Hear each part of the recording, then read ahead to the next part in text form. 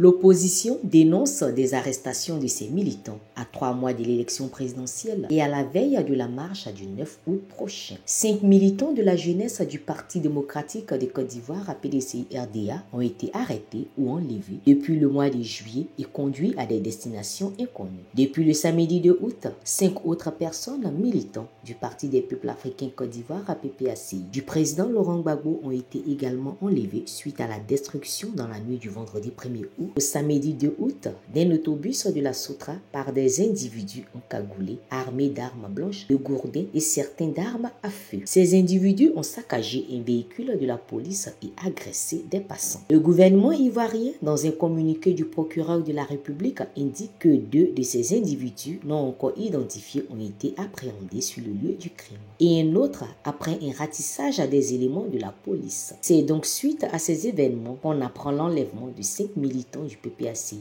à leur domicile nuitamment et en plein jour. Le président exécutif du PPACI, le professeur Sébastien Dano-Diédié, au cours d'une conférence de presse animée ce dimanche 3 août, dénonce ces arrestations et ces enlèvements des militants du PPACI. Pour lui, ces actions, qui ne sont dans aucun cas du fait de l'opposition, sont menées pour s'aimer la peur parmi les populations qui projettent une marche pacifique le samedi 9 août prochain. Le PPACI dénonce avec la plus grande fermeté ces pratiques anticonstitutionnelles, héritées du passé récent et sombre de notre pays, qui confirment que le régime RHDP persiste dans ses méthodes d'intimidation et de répression politique. Le professeur Sébastien Dano-Diédié a donc saisi cette opportunité pour interpeller le gouvernement ivoirien sur la nécessité de maintenir un climat de sécurité et de paix et appeler les populations ivoiriennes et les militants du PDCI et du PPACI réunis au sein du Front commun à ne pas avoir peur. À nos militants, sympathisants et à tous les Ivoiriens